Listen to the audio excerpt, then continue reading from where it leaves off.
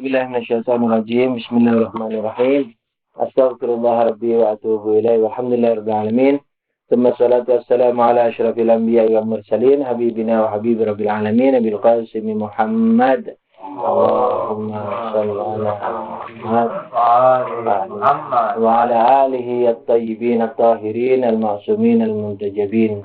Amma ba'du. Assalamualaikum warahmatullahi wabarakatuh. Allahumma rzuqna lima tuhibbu wa tardah.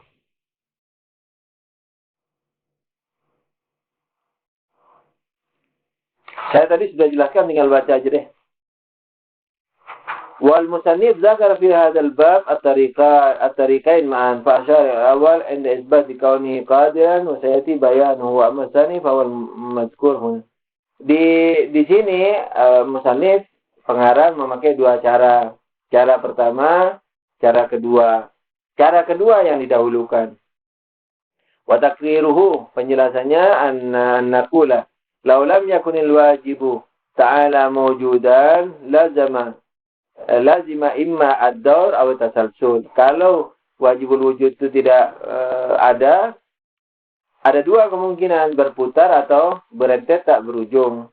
Wal lazim bi qismihi batilun. Dan kelaziman yang seperti ini, yang terbagi menjadi dua tadi, yakni berputar dan tidak berujung, batil, sesuatu yang tidak benar. Fal malzum bahwa adamul wajib misluhu fil butlan. Maka dari itu, yang melazimi, yakni tiadanya wajib, itu juga batil. Kan dibilang, ada ini tidak bisa diingkari. Ketika ada ini tidak bisa diingkari, ada nggak wajibul wujud di dalamnya? Kalau tidak ada, berarti ketiadaan wajibul wujud melazimi sesuatu. Apa kelazimannya? Kelazimannya. Dia melazimi. Tiadanya wajibul wujud melazimi. Apa lazimnya? Berputar atau berentet tak berujung. Nah, lazimnya ini, dua-dua kelaziman ini batil. Karena lazimnya batil, maka malzum, yang melazimi juga batil. Apa yang melazimi? Tiadanya wajib. Berarti apa hasilnya? Berarti adanya wajibul wujud. Fayahtaju huna ila bayani amrain. Ahaduhuma bayanul luzumi dawlat. Di sini perlu kepada penjelasan dua hal, yakni penjelasan kepada berputar dan berentet tak berujung. Wa amma bayanul amril awwal wa amma bayanul amril awwal fa huwa annahuna hahuna mahiyatun muttasifatun bil wujudil khariji bitururah. Kita bisa lihat esensi-esensi yang disifati dengan keberadaan di luar akal. Khariji ini di luar akal, ini di alam nyata.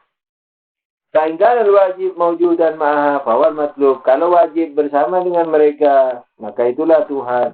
Terbukti keberadaannya. Wa ilam yakun mawjudan yalzamu istirakuhuma bijumlatiha fil imkan. Kalau tidak ada keberadaan, maka seluruhnya menjadi imkan, menjadi mungkinul wujud. Itla wasita bainahuma, karena tidak ada perantara antara wajib wujud dan mungkinul wujud. Jadi kalau tidak wajib, ya mungkin. Kalau budlah min mu'asirin hinainin liduru. Kalau begitu, karena semuanya adalah mungkin, maka perlu kepada mujid, mu'asir, sebab.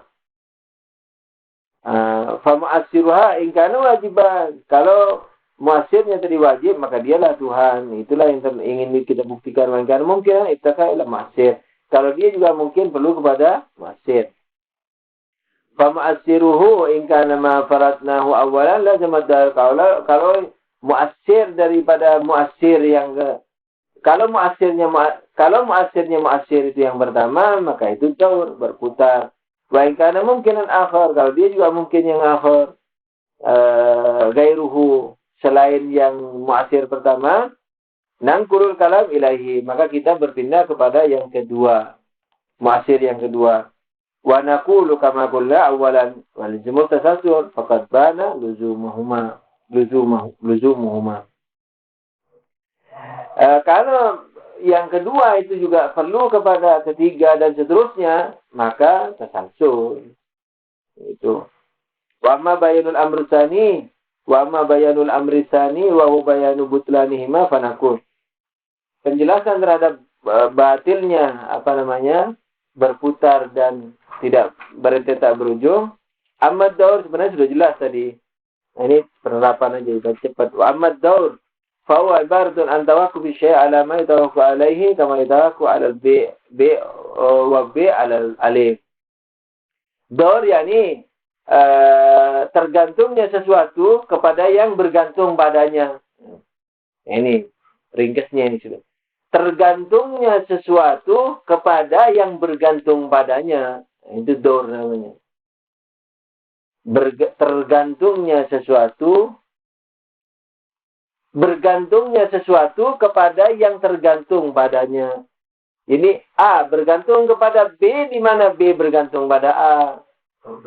Iya, itu tuh. Bergantung di sini bukan dalam kehidupan. Kalau bergantung boleh. Ayah bergantung pada anak, bergantung pada ayah, biaya sekolah. Ayah bergantung kepada anak, misalnya kecintaan hati, buah hati, nggak ada masalah. Tapi saling bergantung dalam keberadaan, artian sebab, nggak boleh. Suami bergantung pada istri, istri bergantung pada suami, nggak ada masalah. Istri bergantung kepada suami dalam keamanan, nafkah dan seterusnya. Misalnya suami bergantung pada istri, misalnya dalam hal-hal yang bersifat pribadi, misalnya. Tidak usah dijelasin. Nah, itu masih tidak ada masalah. Tapi bergantungnya suatu wujud, A diwujudkan B, B diwujudkan A yang tadi itu, nah, itu namanya bergantung. Ini kebergantungan seperti ini nggak boleh. Makanya kalau berdebat dengan orang harus jelas dulu. Kalau orang yang tidak biasa ngaji begini, bingung dia. Jadi bergantungnya sesuatu kepada sesuatu yang bergantung padanya tidak boleh. Boleh saja. Saya bergantung sama istri bergantung sama saya. Itu. Kayak bertemunya dua kontradiksi. Komunis bilang apa? Sosialis, Marxisme. Malah harus katanya. Harus bertemu positif negatif. Sebab kalau tidak bertemu, tidak ada pergerakan. Tidak ada pergerakan keberadaan atau pergerakan sejarah. Dengan adanya dolim dan madlum, aniaya dan yang dianiaya, misalnya, itu positif negatif jadi listrik, jadi pijaran api. Kalau nggak ada positif negatif, nggak bisa ada kehidupan. Proses sejarah nggak ada. Nah, mereka nggak ngerti yang dimaksud positif negatif dari satu arah. Dalam satu tempat dan dalam satu sisi. Positif itu disebut negatif, itu yang nggak boleh. Jadi misalnya arus listrik positif. Sekaligus dibilang negatif, itu yang tidak boleh. Karena harus dalam satu tempat, dalam satu waktu, dalam satu arah pandang. Seperti atas bawah. Atas tidak bisa dibilang bawah, bawah nggak bisa dibilang atas. Tapi lantai 3 bisa dibilang bawah dan atas. Atas dari 2, bawah dari 4. Dari lantai 4, lantai 3 dibilang bawah. Dari lantai 2, lantai 3 dibilang atas. Berarti dari 2 sudut pandang. Nah, itu tidak boleh. Walhasil 3 syaratnya. Satu tempat, yakni lantai 3. Satu waktu, pada waktu kita mengatakannya itu. Dan dalam satu sisi pandang. Jadi kalau dilihat dari sisi lantai 2, ya lantai 2 aja. Dari lantai 2, lantai 3 tidak bisa dibilang atas dan bawah. Nah, gitu. Jadi, seperti kebergantungan ini juga begitu. Berhenti tak berujung juga harus sadar. Itu ke arah akibat, bukan ke arah sebab. Ke arah sebab, bukan ke arah akibat. Dalam hal ini juga begitu. Kebergantungan dalam sebab keberadaan. Dalam pewujudan. Itu tidak boleh. Wahuwa batilun bidurura. Jadi batil secara mudah. Idyal jamu. Minhu an yakuna syai'ul wahidu mawjudan wa ma'duman ma'an. Karena sesuatu itu menjadi ada dan tiada sekaligus dalam satu sisi dan segi waktu. Sekarang ada dan sekarang juga tiada. Nggak bisa. Ini sekarang ada. Iya, sekarang ada. Karena sudah ada. Dia juga tiada. Karena penyebabnya B. Yang mana B memerlukan kepada A. Nah, ketika B belum ada, berarti A tiada. Nggak bisa. A ini sekarang ada atau tiada. Kalau ada, ya sudah ada. Nggak bisa dibilang tiada. Kamu kalau mengatakan bahwa A ini perlu kepada B, B perlu kepada A, berarti pada derajat A, B belum mewujudkan A, yakni B belum ada, berarti A belum ada, karena dia belum mewujudkan A. Padahal sekarang dia ada atau tiada. Tidak bisa dia juga ada, tidak bisa juga dibilang tiada sekarang ini. Tidak bisa. Wal mau mana? Wawa betul bidurura. إذ يلزم منه أن يكون الشيء الواحد موجودا ومعدوما معا وهو محال وذلك لأنه إذا توقف ألف على ب كان الألف متوقفا على الب وعلى جميع ما يتوقف عليه ب ومن جملة ما يتوقف عليه ب هو الألف نفسه فيلزم توقفه على نفسه. Ini juga dalilnya. Jadi A perlu kepada dirinya sendiri nanti. A sekarang perlu kepada B. Tapi B perlu kepada A. Sebabnya sebab pula bagi akibat. Akibatnya akibat pula bagi sebab. A sekarang perlu kepada B. Tapi B perlu kepada A. Berarti A perlu kepada A. Tidak mungkin. A yang tiada perlu kepada B yang sudah ada. Tapi B yang sudah ada perlu kepada A.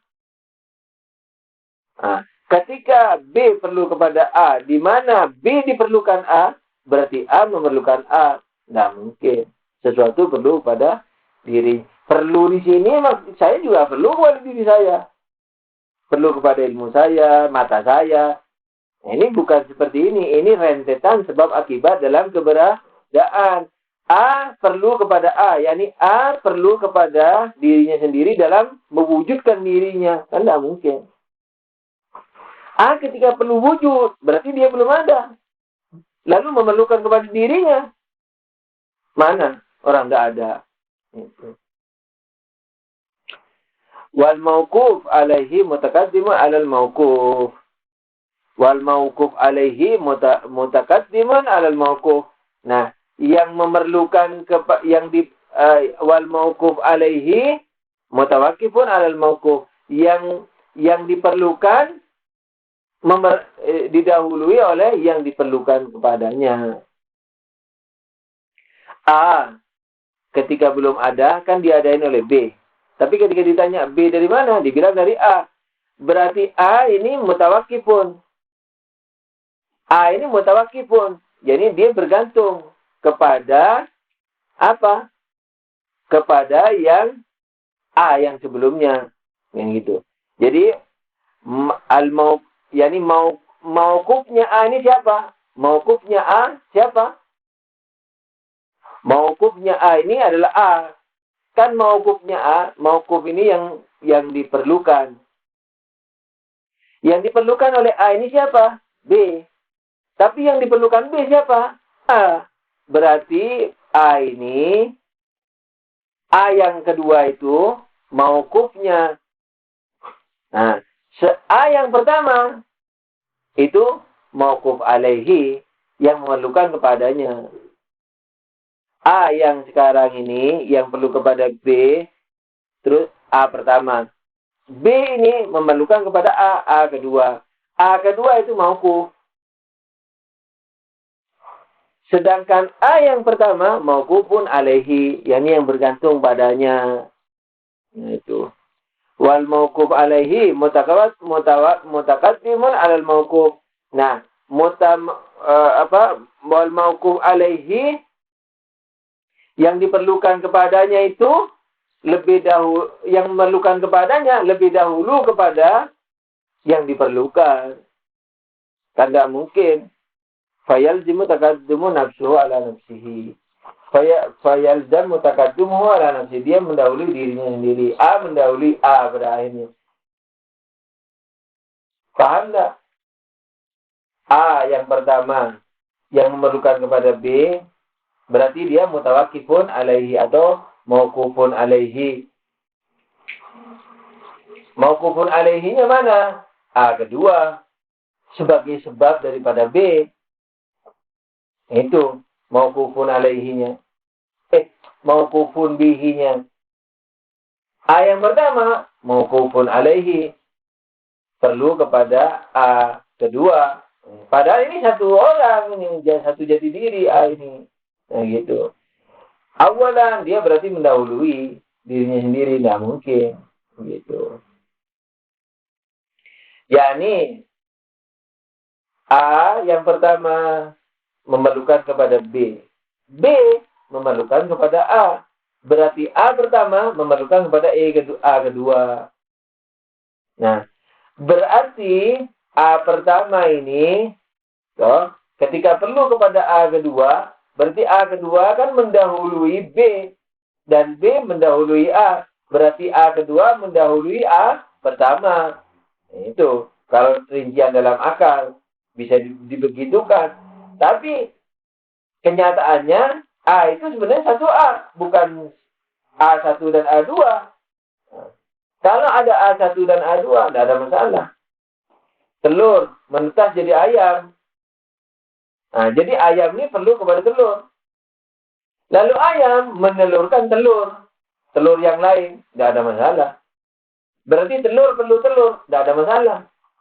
Telur satu perlu telur dua, tidak ada masalah. Telur ke satu perlu telur kedua, tidak ada masalah. Karena telur ke satu, yakni telur yang ditelurkan oleh ayam ini, yang telur ke satu ini maksudnya telur yang sekarang, yang kita hadapi ini. Telur ke satu memerlukan ayam, di mana ayam perlu kepada telur kedua. Tidak ada masalah. Karena telur ke satu yang sekarang kita mau goreng ini, itu tergantung kepada telur yang lain, telur yang kedua, yang menetaskan betinanya itu, ayamnya itu. Tidak ada masalah. Memang telur perlu telur, tapi telur satu memang betul-betul perlu telur kedua, jati dirinya lain-lain. Tapi kalau telurnya cuma satu, telur ini melahirkan ayam itu melahirkan telur ini. Tidak mungkin. Jadi telur memerlukan telur. Jadi dia memerlukan dia. Dia mendahului dirinya berarti. Karena telur yang sekarang ini perlu kepada telur yang melahirkan ayam itu. Padahal yang melahirkan ayam itu telur ini juga. Nah, berarti dia mendahului dirinya sendiri. Kapan mendahului? Manakala menetaskan si ayam, yang ayam itu menelurkan si telur ini juga. Gitu. Berarti dia perlu kepada dia. Telur satu perlu kepada telur dua. Padahal telurnya cuma satu. Itu mustahil. Wal mutakaddimu ala nafsihi min haitsu annahu mutakaddimun yakunu mawjudan qabla mutaakhir. Ini jelas ini. Wal mutakaddimu ala nafsihi min haitsu annahu telur kedua, karena al mutakaddimu ala nafsihi min haitsu annahu mutakaddimun yakunu mawjudan qabla mutaakhir. Ya, ini apa? Kan dibilang dia mendahului dirinya sendiri. Kenapa? Karena telur kedua yang menetaskan ayam yang menelurkan telur. Jadi telur kedua itu ketika dibilang dia merupakan yang digantungi, berarti kan dia harus ada duluan. Nah, fayakunul alif hina idin mawjudun qabla nafsi. Maka itu telur kedua itu berarti ada sebelum adanya dirinya. Alif itu ada sebelum adanya alif. Fayakunu mawjudan wa ma'duman ma'an wa muhal. Ini juga berarti dia ada dan tiada. Telur ini ada dan tiada. Itu. Berarti mustahil.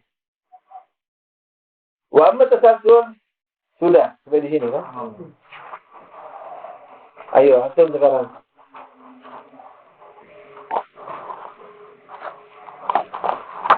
Seperti tentang pembagian di logika. Di sini kan ada pembagian wujud, wajibul wujud li zati, balik ke belakang. Wajibul wujud li ghairi.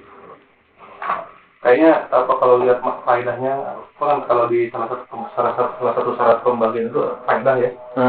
Di sini kayaknya malah jadi bingung kan, kalau di akidah misalnya oke haji malah nggak dibagi gitu ya. Yang namanya wajibul wujud ya sudah, nggak ada yang ligueri ya dijati. Sebab yang namanya ligueri itu sebetulnya mungkin wujud kan. Wajibul wujud ligueri itu adalah mungkin wujud. Nah, terus kalian jangan tanya. Kalau tanya nanti Anda tolak di sini berantakan nanti atau susunan omongannya. Jadi di sini Jadi kalau mau ngomong aja. Iya. Jangan, ya kan? Nah, jangan tanya gitu. Nanti kalau saya bilang enggak bisa terus tuh. Ya, jadi poinnya di sini sudah nggak ada, artinya faedah pembagian sudah nggak bermanfaat lah gitu. Jadi nggak perlu dibagi menurut saya. Sudah. Ada lagi tafsir dulu. Oke. Wajibul wujud kan. Di sini itu ada pembahasan keberadaan, ada pembahasan zat keberadaan. Keberadaan itu, ketika sudah ada, yang namanya keberadaan, itu bisa nggak tiada? Bisa. Nggak bisa. Tidak bisa. Menjadi tiada nanti mungkin. Sekarang ini dalam keadaan dia ada, bisa nggak dibilang tiada? Mungkin. Mungkin dibilang tiada? Tidak. Sesuatu yang sekarang ada ini, dalam keadaan sekarang yang ada ini, dalam keadaan ada, bisa nggak dibilang tiada? Mungkin dibilang tiada? Sekarang ini nggak. Iya, nggak mungkin. Wajib ada. Nah, berarti itu wajib ada. Jadi kita ini pembicaranya dua, ada zat, ada keberadaannya. Kalau kita bicara keberadaan, maka yang ada ini semuanya adalah wajib ada. Atau pertanyaan lagi. Ketika sebab itu ada, wajib nggak adanya akibat? Enggak kalau. Berarti iya. Ketika sebab itu sudah ada, wajib nggak adanya akibat? Belum tentu. Nah, berarti bukan sebab.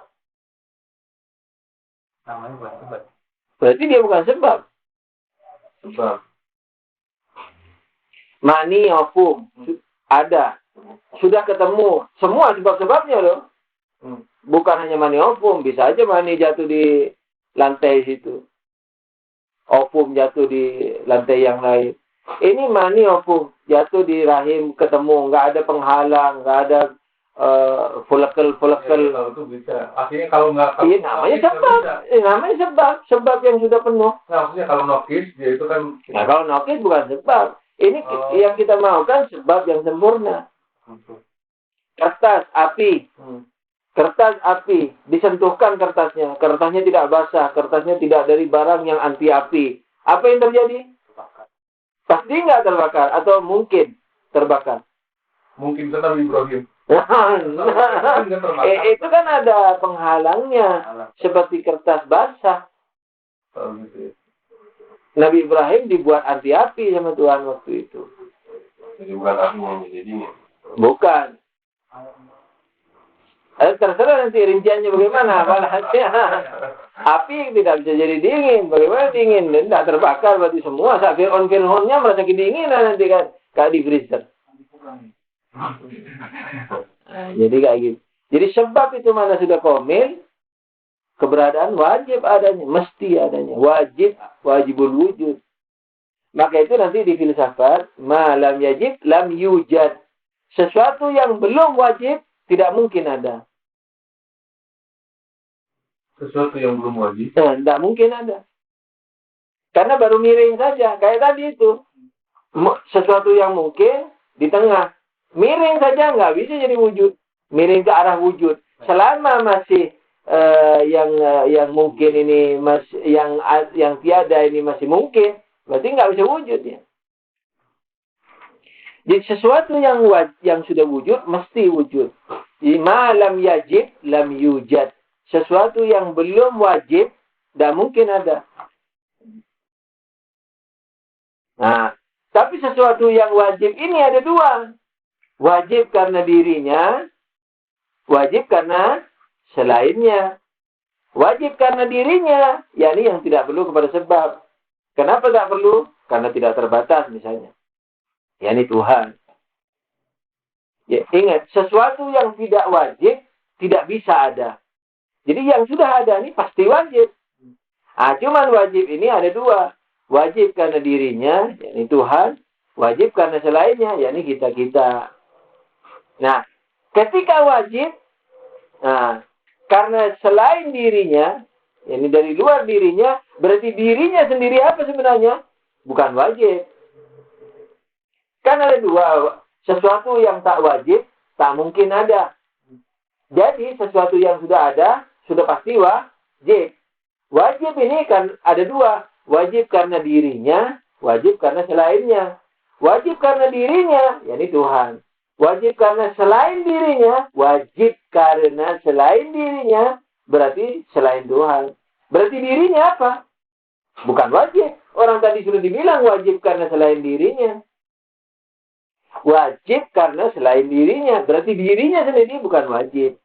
Nah, dirinya itulah yang disebut secara bahasa ilmiahnya zat atau esensi. Jadi semua esensi adalah mungkinul wujud selain Tuhan. Jadi selain Tuhan, esensinya apa? Mungkinul wujud. Nah, mungkinul wujud ini selama tidak wajib, tidak bisa ada. Maka itu wajib dulu ada, baru dia bisa menjadi ada. Maka itu dalam silsilah pemikiran, sesuatu yang mungkin, maka dia diwajibkan. Nah, setelah diwajibkan, berarti dia diwajibkan oleh selain dirinya. Setelah diwajibkan, maka dia menjadi wajib. Setelah dia menjadi wajib, maka diwujudkan. Setelah diwujudkan, maka dia menjadi wujud. Jadi ada 5 martabat sebelum sesuatu yang mungkin itu menjadi wujud. Amkana, fa'ujiba, fawajaba, fa'ujida, fawajada. Sesuatu yang mungkin diwajibkan, kemudian menjadi wajib. Karena sudah wajib, maka diwujudkan. Karena diwujudkan, maka menjadi ada. Asyai'u amkana, fa'ujiba, fawajaba, fa'ujida, fawajada. Sesuatu yang mungkin, maka itu diwajibkan. Ini proses menjadi wujud loh. Sesuatu yang mungkin itu, karena dia mungkin, maka diwajibkan. Karena diwajibkan, maka dia menjadi wajib. Karena sudah menjadi wajib ada, maka diadain. Nah, ketika diadain, maka jadi ada. Itu di tahapan pemikiran. Jadi 5 tahapan. 5 tahapan wujud apa? Nah, 5 tahap proses wujud. Jadi sesuatu tidak bisa dibilang wajib sama mungkin.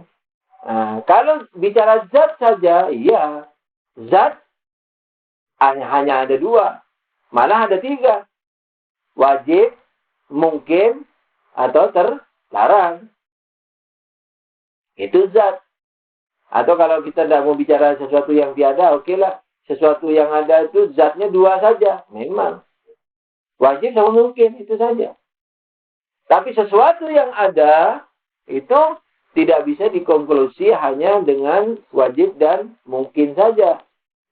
Sebab dia juga mungkin, tapi juga wajib. Mungkin secara zat, wajib secara keberadaan. Itu. Jadi kalau bicara zat, memang 2 saja dari sesuatu yang ada ini. Ya wajib, ya mungkin. Gitu.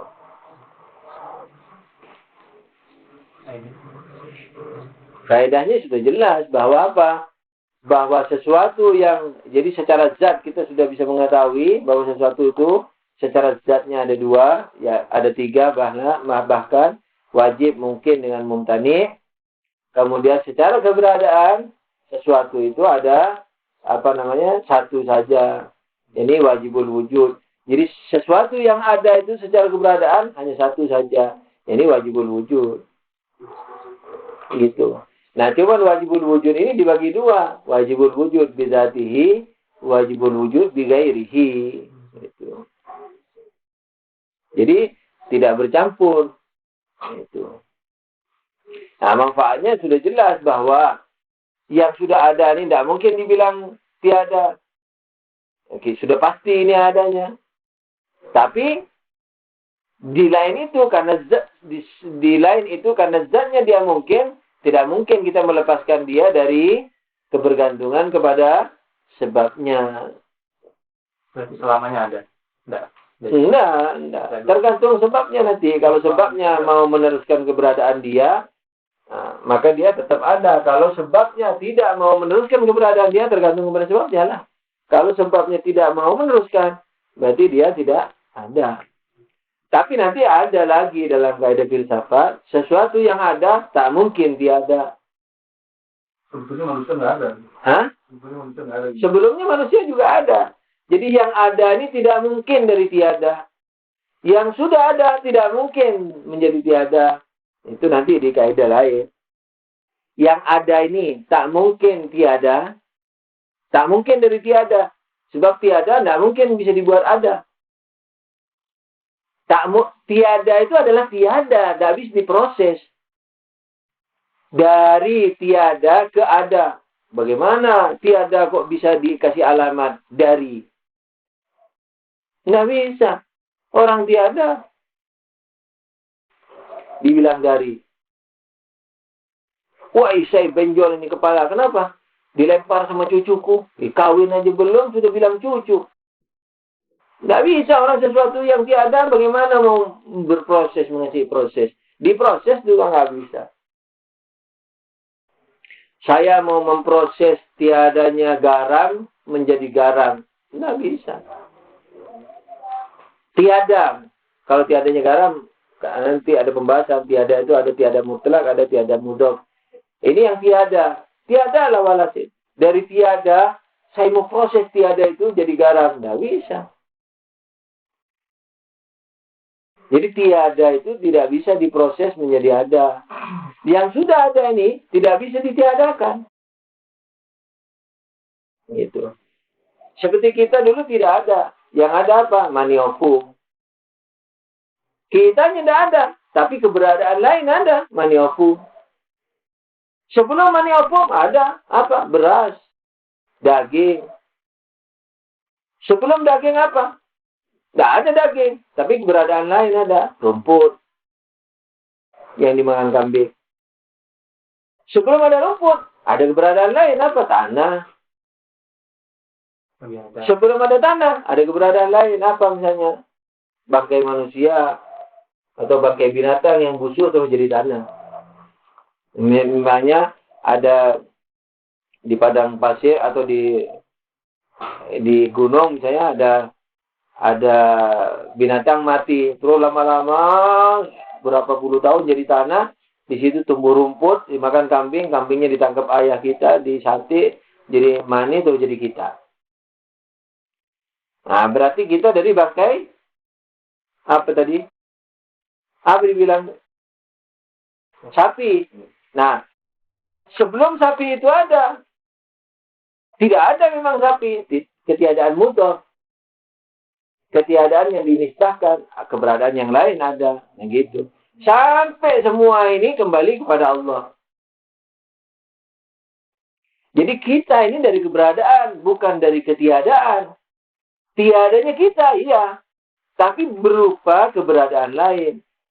Yang mana sumbernya pada akhirnya kepada Allah. Dan kita ini yang ketika sudah ada, tidak juga bisa ditiadakan.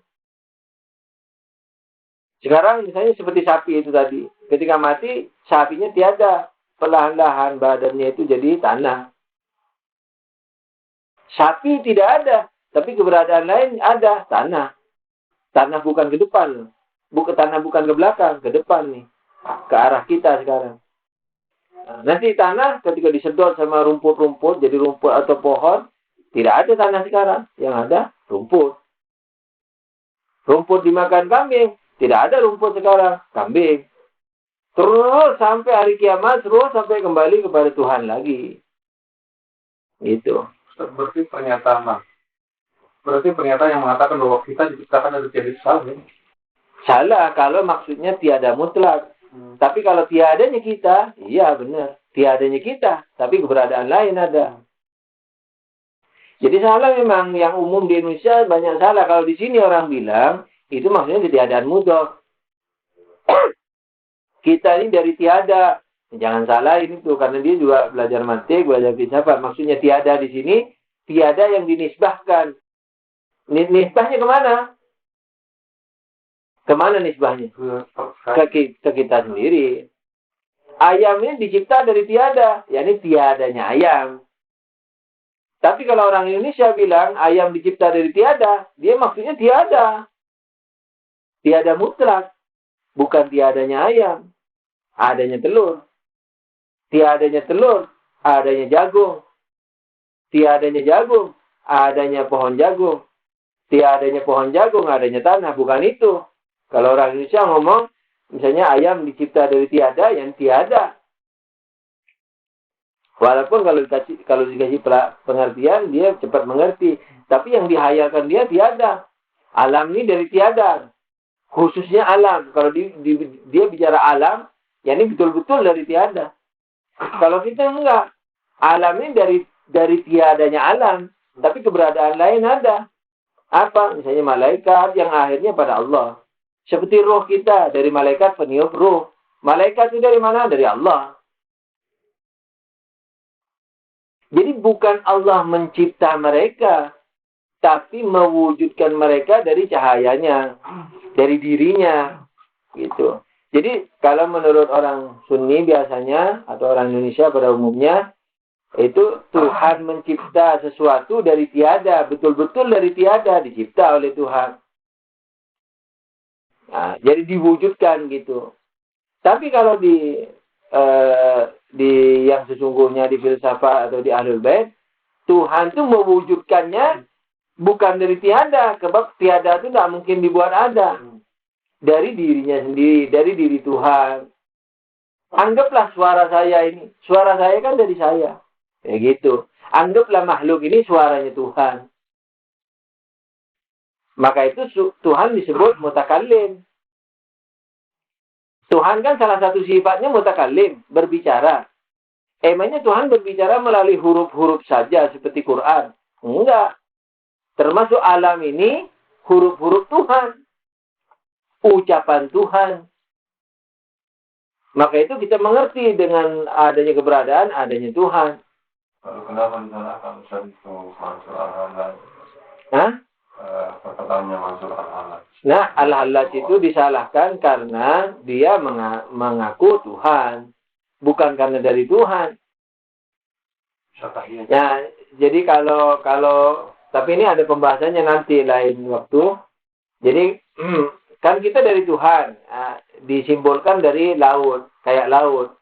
Lalu diambil air atau katakannya gelombang, lautnya bergelombang. Lalu ada percikan-percikan air yang terpisah dari laut. Kita kan dari Tuhan seperti itu. Anggaplah seperti itu. Lalu, ini innalillah wa inna ilaihi raji'un. Ketika air itu kembali lagi ke laut, butiran-butiran air yang terhempas tadi kembali ke laut, maka butiran nggak ada lagi. Yang ada apa? Laut. Nah, jadi semua tahu bahwa kita dari laut. Tapi kembali menjadi laut, ini berbeda pendapat.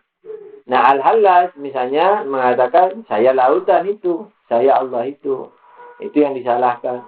Salah benarnya, saya tidak akan bahas sekarang, nanti saja. Gitu. Tapi semua paham kalau kita dari Allah. Dari Allah itu bukan dibuat dari tiada. Dari cahaya Allah sendiri. Gitu. Kalau di filsafat kan jadi akal 1, akal 2, akal 3, sampai akal terakhir baru makhluk barzah, kemudian baru makhluk materi. Itu di pembahasan mana tuh? Pembahasan kami. Pembahasan mana di sini? Apa itu? Kayak ini akal 1, akal 2. Di filsafat nanti biasanya. Filsafat di bab apa sebenarnya? Filsafat di bab pembagian alam mungkin dibagi kepada materi, non materi, mutlak dan non materi tidak mutlak. Bisa juga kalau nggak salah dibahas di pembahasan ketuhanan. Di pembahasan ketuhanan itu dibagi juga pembahasannya. Ada juga penjelasan mengenai penciptaan Tuhan itu bagaimana proses penciptaannya. Langsung mencipta materi atau mencipta dahulu yang bukan materi. Karena Allah itu non-materi mutlak, sementara materi ini adalah materi mutlak, maka tidak mungkin ada loncatan. Jadi dari non-materi mutlak ke materi mutlak itu tidak punya kesenyawaan, tidak punya kesamaan sama sekali. Jadi tidak mungkin Tuhan yang tidak berdimensi sama sekali, kemudian materi yang mempunyai jutaan dimensi ini langsung bersumber kepadanya. Di ilat maklul juga dibahas di pembahasan sebab akibat. Di situ dikatakan yang satu tidak mungkin memunculkan dua. Yang satu juga tidak mungkin keluar dari selain yang satu. Satu hanya mengeluarkan satu. Tuhan yang satu hakiki tidak mungkin keluar daripadanya dua makhluk sekaligus. Hanya satu saja. Itu nanti dalilnya disebut di sana apa. Baru dari yang satu itu, sekalipun dia satu tapi sudah memiliki dua dimensi. Maka keluar 2, 3, dan seterusnya sampai ada dimensi, sampai jutaan dimensi kayak kita sekarang. Jadi yang tidak berdimensi tidak mungkin mengeluarkan jutaan dimensi. Karena apa? Karena sebab dan akibat harus memiliki sinkhiyah. Disebut di situ juga, di sebab akibat. Harus memiliki sinkhiyah, yakni kesamaan, keseragaman, kemiripan.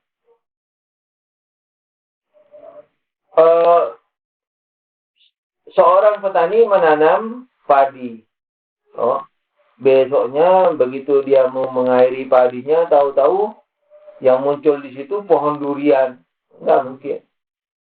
Menanam padi terus durian, atau ular malah keluar dari, atau gajah keluar dari padi. Nggak mungkin. Setiap akibat pasti memiliki kemiripan dengan sebabnya, memiliki hubungan yang erat. Nah, kalau api dan air dicipta Tuhan langsung, berarti dalam diri Tuhan ada kekuasaan air dan kekuasaan api. Karena tidak mungkin satu kuasa melahirkan api dan air. Nah, karena api dan air lain zatnya. Oleh karena itu ada kuasa keapian, ada kuasa keairan. Berarti dalam diri Tuhan ada dua kuasa. Ketika ada dua kuasa berarti ada rangkapan. Kalau ada rangkapan berarti ada keperluan pada Tuhan. Karena masing-masing rangkapan memerlukan. Atau masing-masing rangkapan terbatas. Dibatasi oleh rangkapan lainnya. Nah, masing-masing yang terbatas dikumpulin, biar seluas apapun, sebanyak apapun, tetap terbatas. Berarti Tuhan terbatas, tidak mungkin. Jadi contoh antum tadi kayaknya ada kontradiksi antara pemahaman orang filosof yang mengatakan bahwa nanti kembali manusia itu akan ruhnya nanti kembali ke akhirat nanti. Sementara tadi antum mengatakan sebenarnya kita punya keberadaan sebelum kita yang sekarang ini, kita punya keberadaan yang lain. Yaitu karena vakum mani itu sampai ke biji sulfotoran dari badannya. Padahal dalam cerita Al-Quran itu dikatakan belum jadi manusia ketika belum terkena janin baru ditiupkan ruh. Nah, itu baru dibilang manusia. Sementara kalau antum tadi bilang bentuk yang lain, biji-biji, itu berarti bukan dibilang manusia dong. Manusia itu ada dua prosesnya, ada roh dan badan. Yang saya ceritakan itu dari proses apanya? Badannya. Jadi kalau disebut dalam istilah filsafat itu mu'iddah. Jadi illah mu'iddah. Kalau tidak ada maniopum dan tidak ada janin, mungkinkah ada peniupan ruh? Tidak mungkin. Berarti dia juga sebab, tapi bukan sebab pengada. Dia dikatakan sebab apa tadi Anda bilang mu'iddah, penyiap. Jadi begitu siap ditiup. Gitu. Jadi manusia seutuhnya ada dua jalurnya, jalur badan, jalur ruh. Kalau badannya walhasil dari tanah lah ringkasnya. Entah berproses jadi apa dulu, baru jadi ayam, baru jadi telur, baru jadi nasi, terus jadi mani dan jadi kita. Itu badannya sebagai salah satu sebab keberadaan manusia. Sebabnya dibilang bukan sebab pengada, tapi sebab kesiapan, sebab penyiap. Nah, kemudian sebab pengadanya itu malaikat peniup ruhnya. Itu dari sisi ruhnya. Maka itu kembalinya badan ini nanti kepada stasiun-stasiunnya sampai kepada katakanlah mungkin stasiun bumi. Jadi stasiun bumi ya ini malaikat yang mencipta bumi awal kali itu. Untuk sisi badannya, tapi ruhnya begitu nanti kiamat, ruh kita kembali kepada kembalinya manusia ini tidak seperti kembalinya makhluk-makhluk lain. Kalau makhluk-makhluk lain kembalinya kepada malaikat yang meniupkan atau malaikat yang membuat binatang itu dengan izin Allah. Karena mereka tidak punya tanggung jawab. Tapi manusia yang memiliki tanggung jawab, maka kembalinya tidak kepada satu tempat. Tapi kembali kepada masing-masing akidah dan perbuatannya. Maka itu dikatakan di hadis, hubbul watan minal iman. Cinta tanah air merupakan iman. Itu tanah air bukan Indonesia, bukan Iran, bukan Belanda, bukan Amerika. Jadi tanah air di sini bukan materi. Sebab cinta dunia adalah kejelekan dalam Al-Quran. Cinta dunia jelek. Watan di sini tanah asli, tanah asal, negeri asal. Watan itu negeri asal. Mana negeri asalnya? Malaikat peniup roh kita itu. Nah, jadi kalau kita betul-betul jadi manusia, berakidah yang benar dan taat pada Tuhan, maka akan kembali kepada malaikat peniup roh kita itu. Katakanlah surga lah tingkatan paling rendahnya. Itu belum manusia loh. Manusia yang sesungguhnya di atas surga posisinya. Jadi tidak heran kalau misalnya rindunya surga kepada Salman melebihi rindunya Salman ke surga, itu tidak heran karena si Salman sudah tidak rindu lagi pada surga, dia rindunya sama Allah saja. Gitu. Jadi posisi manusia itu di atas surga. Hakikat manusia itu jangankan surga, malaikat penjaga surga, malaikat yang di atas surga itu manusia masih lebih hebat, manusia mukmin. Posisinya lebih tinggi dari semua malaikat Tuhan. Biar malaikat terdekat, katakanlah begitu ya. Nah, oleh karena itu kalau kita kembali dengan membawa hakikat kita, maka kita melebihi tingginya surga misalnya. Terus tolong dirinci lagi tentang pembahasan muqaddam bab nafsihi. Karena di syarahnya Mudarrisi dia bilang dia menyinggung tentang 5 tentang takadum dia bilang. Pertama takadum di syar dicontohkan Fatimah Zahra itu lebih muqaddam daripada kita. Ada lagi dibilang muqaddam takadum bar makon zaman. Makon misalnya kemarin lebih muqaddam daripada besok. Zaman ya. Ada lagi makon, ada lagi Jusia, satu lagi apa dibilang? Ada 5 lah Mas. Tolong dirinci lagi. Yang jelas di sini itu dilihat. Nah, dibilang pembahasan kita sebenarnya pada muqaddam dilihat. Iya itu yang kalau penjelasan saya tadi, takadumnya itu takadum dalam keberadaan. Apa maknanya takadum dalam keberadaan itu? Sebab akibat itu, sebab keberadaan lagi, bukan sebab penyiap. Sebab keberadaan. Jadi sesuatu yang mewujudkan sesuatu yang lain. Nah, itu. Jadi mendahulu itu banyak. Seperti sebab itu juga bukan 3, 4 itu kemarin yang disebut. Jadi banyak sebab pendekat juga sebab penyiap juga sebab. Jadi bukan hanya sebab materi, kemudian sebab spesies, kemudian sebab mu'iddah, apalagi kemarin? Sebab pengada dan sebab modi. Itu kan tadi materi. Sebab suri yakni spesies. Terus sebab yang ketiga pengada. Sebab yang keempat, hah? Bukan ada mas. Iya, Wa'i. Ada apa dulu ini? Alat ini, modi, suri, dengan Nah. Wa'i. Iya, Goye, Goi, bukan goi. Goi. Goya berarti. Itu baru 4, banyak. 7 mungkin lebih mas. Jadi sebab spesies, sebab materi, sebab pengada, sebab penyiap tadi yang saya bilang itu. Sebab tujuan, goi itu. Kemudian sebab pendekat, seperti ayah ibu yang mendekatkan maniofu, atau tukang yang mendekatkan batu, bata, dan kemudian jadi tembok. Itu sebab pendekat. Ya, ada sebab pendekat atau penunjang. Gitu. Begitu juga dalam taqaddum ini. Terserah orang seingatnya. Seperti dahulu mendahului, dan dirinya mendahului dirinya itu dalam keberadaan. Itu tidak boleh, yakni sebab akibat. Sebab taqaddum itu dahulu mendahului banyak sekali.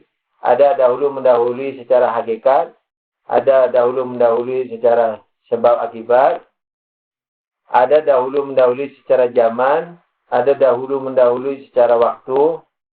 Zaman apanya waktu. Dahulu mendahului secara tempat, seperti imam mendahului makmumnya. Tempatnya itu. Atau juara satu dalam lari cepat, itu mendahului tempatnya. Juga sekaligus zamannya, karena dilihat dari zaman dia misalnya 10 detik, yang lainnya 11 detik. Tapi dilihat dari tempat, dia yang mendahului menyentuhkan dadanya kepada batas finishnya itu. Ada lagi dahulu mendahului, misalnya secara unsur, walaupun itu juga mungkin masuk dalam sebab akibat. Seperti bagian mendahului keseluruhan. Rangkapan mendahului seluruh rangkapannya. Ada lagi dahulu mendahului secara akhlak misalnya. Misalnya lebih dahulu, lebih utama. Itu artinya lebih utama. Misalnya kalau dikatakan seperti maksumin kepada kita. Jadi mendahului kita dalam keutamaan akhlak, keutamaan iman. Syamrab kalau mau dicari.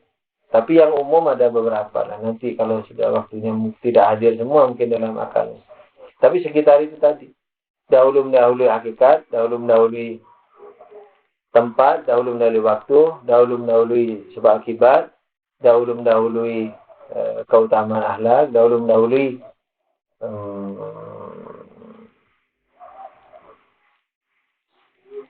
rangkapan mendahului seluruh. Jendela mendahului rumah, pintu mendahului rumah, genteng mendahului rumah, dan seterusnya. Ada dahulu mendahului, kalau mau ya, diantaranya dahulu mendahului dahri. Itu mungkin zaman termasuk. Dahulu mendahului macam-macam lah. Dahri itu zaman juga bisa diartikan. Nah, anak mau nyebut Jabarut tadi keliru berdahri. Ada istilahnya sendiri nanti insyaallah di bab filsafat kalau kita bahas. Nah, ini kan menyindir ke sana seperti dirinya mendahului dirinya tidak mungkin karena dahulu mendahului itu tadi perinciannya. Ada dahulu mendahului tempat seperti imam mendahului makmumnya ke dalam sholat. Ada dahulu mendahului waktu, Senin mendahului Selasa. Nah, dirinya mendahului dirinya ini tidak mungkin. Kenapa tidak mungkin? Karena ini dahulu mendahului sebab akibat. Sebab mendahului akibatnya. Dia sekarang A sebagai sebab B, B sebagai sebab A itu sendiri berarti mendahului. A yang diakibatkan B berarti didahului. Berarti dirinya mendahului dirinya. Tidak mungkin. Jadi sebab mendahului sebab. Tidak mungkin. Kalau sebab mendahului akibat mungkin. Sebab mendahului sebab. Tidak mungkin. Kalau awal dan akhir, yakni sebelum keberadaan makhluk adanya Allah itu awal. Jadi awal keberadaan. Jadi akhir keberadaan. Ini kembalinya semua keberadaan kepada Allah. Itu. Itu dia yang awal. Jadi dia awal dan akhir. Dia awal karena memang dia tidak berawal. Ini dia awalnya dari semua keberadaan. Dia awal sesuatu dan akhir sesuatu. Dan akhir sesuatu. Bukan dia paling awal. Hah? Ya bukan dia paling awal dan paling akhir gitu. Kalau dia paling awal paling akhir berarti ada awal gitu. Enggak. Dia paling awal bisa dua. Dia juga berawal atau tidak berawal. Kalau dia berawal berarti dia juga mungkin. Tapi bisa juga dia paling awal tapi tidak berawal. Tidak ada masalah. Tapi kalau tidak mungkin, tidak bisanya diucapkan di wahana. Nah, dia awal dan akhir. Jadi awal dari keberadaan, akhir dari keberadaan. Datangnya keberadaan dari dia, berakhirnya keberadaan kepada dia. Itu sebenarnya artian yang sederhana. Sebab awal dari dia, terus sekarang, terus nanti ke dia. Dan sekarang tidak ada dia. Ketika dia awal keberadaan, berarti keberadaan itu sekarang di dalam tahapan keberadaan nggak ada dia. Dia awal keberadaan dan akhir keberadaan. Dari keberadaan itu sendiri tidak ada dia. Jadi itu masih bermakna sedang, tengah lah atau rendah. Mana yang lebih tinggi lagi, ya ini apa misalnya? Awal dan akhir kan kontradiksi. Dia yang awal, dia yang akhir. Oh, awal ya bukan akhir. Kontradiksi. Maksudnya apa? Dia tidak berawal dan dia tidak berakhir. Gitu.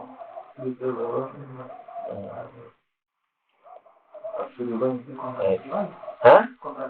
Enggak. Yani dia tidak berawal dan tidak berakhir.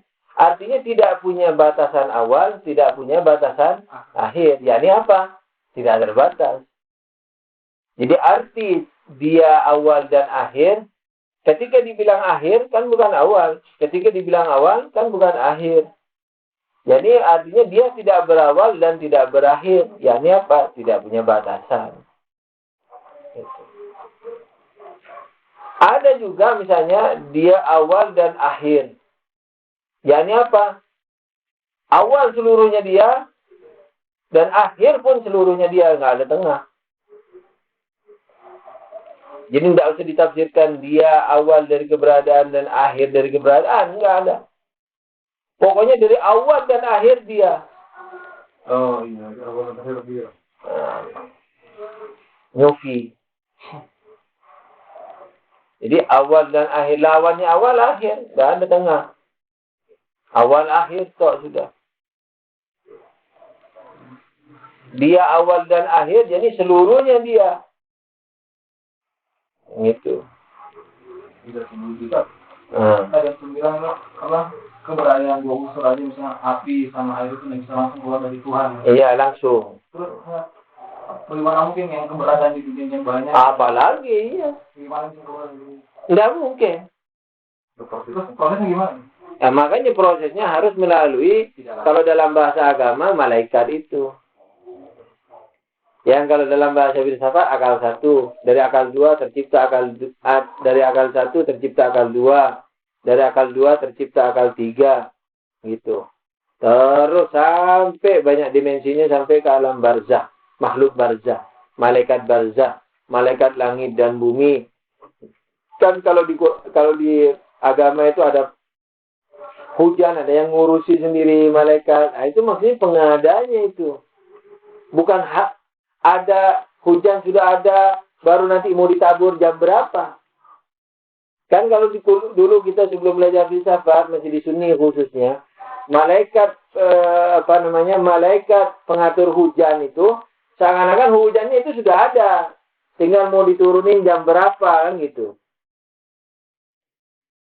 Bukan begitu mengatur hujan.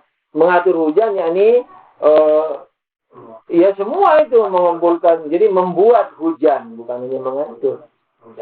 Jadi dari buih-buih, misalnya dari asap-asap, itu terkumpul apa semuanya sampai terwujud menjadi hujan. Pengatur rezeki. Makanya dibilang Rob ya. Rob itu maksudnya kan pengatur. Segala macam. Guru juga merabbi, Rabbun. Nah, guru Rabbun, makanya disebut murabbi. Karena dia Rabbun. Rabbun, jadi Rabbun itu bukan hanya Tuhan. Tapi Tuhan juga dibilang Rabbun. Karena mengatur semuanya, termasuk malaikatnya itu diatur.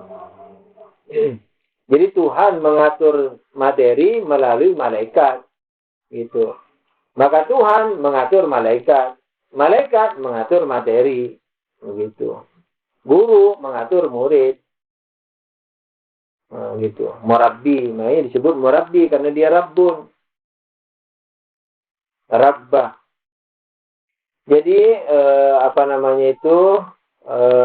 kalau dua keberadaan materi aja tidak bisa langsung dari Tuhan, apalagi miliaran materi, miliaran dimensi, tidak mungkin keluar dari Tuhan yang maha tidak berdimensi. Itu nanti insya Allah dalam bab rububiyat insya Allah dibahas. Mungkin di Babul Hadiasan ini kayaknya ada. Jadi oleh karena itu dua saja tidak mungkin, apalagi miliaran. Nah, kalau begitu melalui stasiun-stasiun. Kalau dalam riwayat disebut Nur Muhammad, misalnya dari Nur Muhammad itu nanti muncul Nur Malaikat, dicipta Nur Malaikat, dari Malaikat itu nanti tercipta semua bumi, alam, semesta ini tercipta dari itu. Jadi tidak langsung. Ada lagi? Masalah ini, dahulu mendahului itu disebabkan kepada keutamaan. Karena guru saya pernah bilang itu, kan misalnya Rasulullah, Imam Ali, Hadrat Zahra, dan Hasan Hussein itu kan pada satu waktu dan satu zaman. Tapi dikatakan Rasulullah lebih afdol daripada pada saat itu. Tapi itu afdolnya itu hanya dari sisi ini aja, zihni aja. Tapi wujud khorinya enggak. Jadi hanya ada di pikiran kita aja bahwa itu lebih afdol daripada yang lainnya. Itu gimana maksudnya? Saya juga nggak tahu apa yang dibilang guru antum itu. Tapi bagi saya, biar keberadaan khorijinya tetap lebih afdol. Kenapa? Karena Rasulullah itu sebab daripada mereka. Jadi maksudnya guru mereka. Jadi misalnya gini aja, gampangan deh. Amalan murid, pahalanya ada nggak guru dapat? Dapat. Jadi setakwa apapun murid itu, semaksum apapun muridnya, gurunya dapat.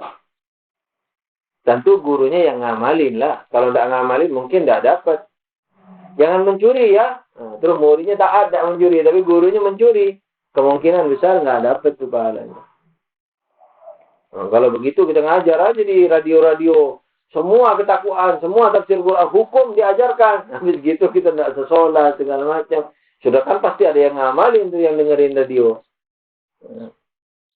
Ya, apalagi dicetak jadi buku. Wah, enak. Kita tulis saja. Haram halal dari akhir sampai awal dicetak. Udah kita mabuk-mabuk segala macam itu udah dapat pahalanya.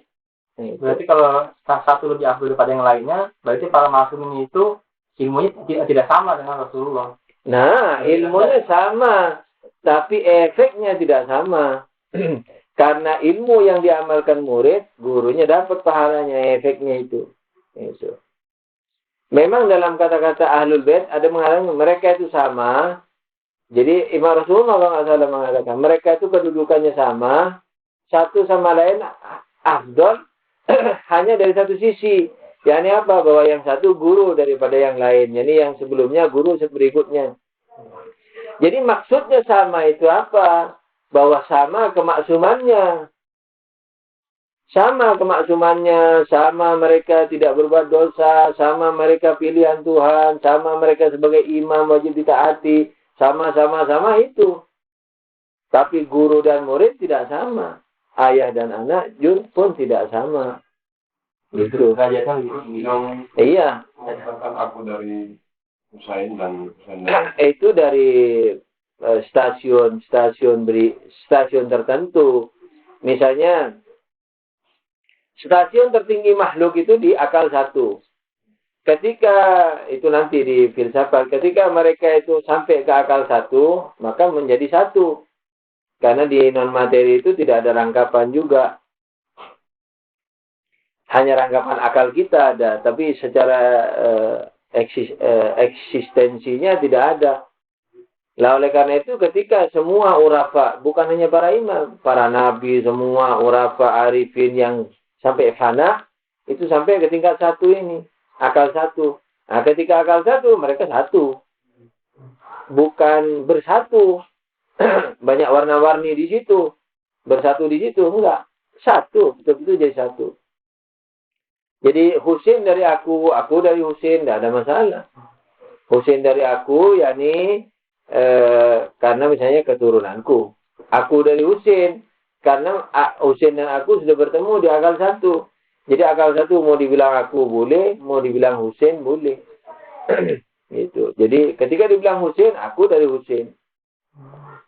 Ketika dibilang aku, Husain dari aku. Terserah. Gitu. Jadi aku dan Husain adalah satu. Nah, hadisnya juga ada. Kita semua adalah cahaya yang satu. Ini kayak begitu. Contohnya. Nah, perbedaan para rasul atau para imam itu bagi saya bukan di akal satu. Walaupun ini tidak terlalu jelas dikatakan, tapi dari kaidah akliyahnya, argumentasi akalnya, maka dapat dipastikan bahwa perbedaan para nabi atau para imam atau para aulia itu bukan di tingkatan amar ma'ruf nahi mungkar, bukan di tingkatan mereka sebagai pemimpin kepada kita sehingga yang satu lebih afdal memimpin kita dari yang lainnya. Sudah tidak begitu, karena begitu nyampe ke akal satu, untuk ngurusi yang di alam materi ini sudah sama hukumnya. Jadi perbedaan mereka itu di mana? Di pelanglangan kedua, yakni dari asma ke asma Tuhan itu. Berbeda mereka. Iya, sejauh mana mereka mengambil asma Rahman, sejauh mana mereka mengambil asma misalnya Hayyun, Ihya, seperti Nabi Ibrahim itu. Nabi Ibrahim ketika meminta kepada Tuhan, arini kaifa tuhyil maut, tunjukkan kepadaku bagaimana engkau menghidupkan yang mati. Nah itu Nabi Ibrahim tidak ingin Tuhan menunjukkan kepada dia bagaimana Tuhan menghidupkan yang mati. Makanya ketika ditanya oleh Tuhan, apakah engkau tidak beriman? Dia bilang, saya beriman, tapi saya ingin sampai kepada tingkat yang paling tinggi. Nah itu kalau diartikan bahwa Nabi Ibrahim belum sampai ke tingkatan yang lebih tinggi mengenai bahwa Tuhan mampu menghidupkan yang mati, tidak layak jadi Nabi. Orang beriman aja yang imannya hebat sudah sampai. Kita aja yakin, tidak ada keraguan sedikit pun kita bahwa Tuhan bisa menghidupkan. Tidak perlu kita ditunjukin seperti itu supaya yakin. Jadi maksud Nabi Ibrahim bukan itu. Yang kedua juga buktinya bahwa ketika Nabi Ibrahim disuruh potong ayam itu, bukan Tuhan mengatakan begini, lihat ya Ibrahim, lihat kuhidupkan lagi. Enggak. Tuhan mengatakan panggil mereka, yakni hidupkan mereka Ibrahim. Nah, dipanggil sama Nabi Ibrahim, hidup. Jadi di sini bahwa Nabi Ibrahim ingin minta izin sama Tuhan, ingin ingin sampai kepada tingkat ainul yakin, katakanlah gitu, terhadap bahwa dirinya itu sudah mencapai tingkatan salah satu sifat Tuhan, ihya, yakni menghidupkan yang mati. Begitu. Jadi kurang lebih dialognya begini, ya Tuhan, aku ini sudah yakin bahwa aku ini sudah mencapai tingkatan salah satu sifatmu, yaitu menghidupkan. Tapi apakah bisa aku mencoba menghidupkan? Tuhan mengatakan, apa kau belum yakin kalau kau sudah sampai kepada tingkatan itu? Aku sudah yakin ya Tuhan, tapi aku ingin melihat. Ainul yakin. Aku ingin sampai kepada melihat keyakinanku itu. Tidak apa-apa deh kalau begitu, tidak ada dehnya. Tidak apa-apa, kau potong, sembelih burung, potong-potong, campur, lalu kau hidupkan mereka, panggil mereka. Itu. Jadi beberapa ekor ayam burung itu dicampur-campur dagingnya, bukan hanya hidup, tapi masing-masing kembali kepada bagiannya sendiri-sendiri. Gitu. Jadi itu tandanya bahwa Nabi Ibrahim mencapai tingkatan ihya. Ada lagi aulia di mana di Irak kalau nggak salah, dia tidak sengaja membunuh semut karena kasihan, hanya secara serta merta keluar dari dirinya, hidup betulan, baru dia sadar kalau dia sudah mencapai salah satu asma Tuhan yang bernama menghidupkan itu tadi. Tadinya dia tidak sadar karena dia gila sama Tuhan saja. Sejauh mana dia sudah capek, dia tidak peduli. Pokoknya gila Tuhan aja. Karena dia tidak mau terbang ke langit. Tidak mau membuat gunung jadi unta. Tidak perlu. Hal tidak perlu. Itu main-main bagi mereka. Rasulullah dan A'immah itu juga itu main-main. Kalau bukan karena diperintah Tuhan untuk memberi hidayah kepada manusia, mereka tidak akan melakukan itu. Sekalipun untuk hidayah pun tunggu perintah Tuhan. Karena yang lebih bisa berbuat begitu Tuhan. Kenapa tidak selalu berbuat begitu supaya orang taat? Berarti ada masalah lain. Misalnya Tuhan selalu, langit didekatkan, wah, nanti dijauhkan lagi. Matahari didekatkan, wah, jauhin lagi. Kan orang selalu beriman ini. Nah, Tuhan lebih bisa, tapi tidak pernah melakukan itu karena ada rahasia yang lain. Tidak mau dipaksa manusia beriman, mau kesadaran. Kalau dipaksa, ya kayak malaikat jadinya. Jadi itu semua karamat-karamat itu main-main bagi mereka. Karena mereka gila Tuhan saja. Nah tapi Tuhan suruh mereka melakukan itu, mukjizat atau karamat itu untuk memberikan hidayah itu pun dalam batas-batas tertentu. Berarti mana zohirnya riwayat itu betul Bang, ketika dikatakan ketika ada yang bertanya mana yang lebih afdol dalam hal ibadah kepada Imam Ali Zainal Abidin, itu kata Imam Zainal dia bisa menandingi Imam Ali. Berarti betul Imam Ali di antara para maksum itu lebih misalnya afdol, iya tinggi. Misalnya. Jadi dari para imam tidak ada yang bisa menandingi Imam Ali. Kenapa? Karena seluruh perbuatan imam ke-11 Imam Ali dapat itu di antaranya. Kalau itu yang muqaddam mulia dong. Iya, makanya. Berarti imam zaman di bawahnya Imam Hasan. Iya, berhutang pada Imam Hasan. Rasulullah sampai biasa. Kenapa? Rasulullah. Nah, tadi dulu di antara para maksumin, di antara para maksumin yang 14 ini, yang muqaddam siapa? Rasulullah. Muqaddam di sini Rasulullah karena lahir duluan atau karena dia yang ngajar yang lain? Yang ngajar. Sekarang Nabi Adam, apakah ngajar Rasulullah? Enggak. Zamannya duluan. Tapi secara ilmu Rasulullah malah yang duluan. Makanya jangankan Rasulullah mengatakan ulama daripada umatku ini sama derajatnya dengan Anbiya Bani Israel. Ulama yang beneran loh. Yang ilmunya tinggi, yang ngamalin. Itu sama dengan Bani Israel. Nabi Bani Israel. Gitu. Karena lebih luas sudah ilmunya. Walaupun ini nanti ada pemaknaan yang tafsiran yang beraneka ragam dan jelimet yang bukan waktunya sekarang. Gitu. Jadi, apakah derajat mereka atau derajat kenabian? Sebab Nabi itu di pandangan Irfan, Nabi yang terdahulu itu sama, hebatnya tinggi, hebat. Sama maksudnya sudah sampai ke tingkat yang gila-gilaan itu. Jadi kalau cuma Quran mereka sudah tahu, gitu. Sebab Quran itu ada di alam bumi ini, ada di barzah, ada di bahwa mereka sudah sampai ke tingkatan Nur Muhammad itu sudah semua Quran sudah dikuasai. Tapi kenapa kitabnya Injil kok bukan Quran? Kenapa kitabnya Taurat, Zabur kok bukan Quran? Kok bukan kitab yang terlengkap? Nah, karena umatnya tidak mampu. Karena umatnya tidak mampu, Allah hanya memerintahkan sesuai dengan umatnya. Jadi derajat mereka sama-sama hebat, tapi yang diajarkan hanya itu. Nah, begitu. Tapi kalau di salah satu tafsiran itu apa itu metodologi tafsir yang baru-baru dihembuskan ini? Hermeneutik. Nah, kalau di hermeneutik dibilang apa? Keberlainan para nabi itu karena keberlainan kasyaf mereka, pengetahuan mereka. Jadi Injil, Zabur, Quran itu menunjukkan keberlainan mereka, menafsirkan cahaya Tuhan. Nah itu. Hermeneutik yang modern ini yang tidak karu-karuan. Kalau hermeneutiknya Aristoteles itu bagus karena nantilah pada penjabarannya tersendiri. Gitu.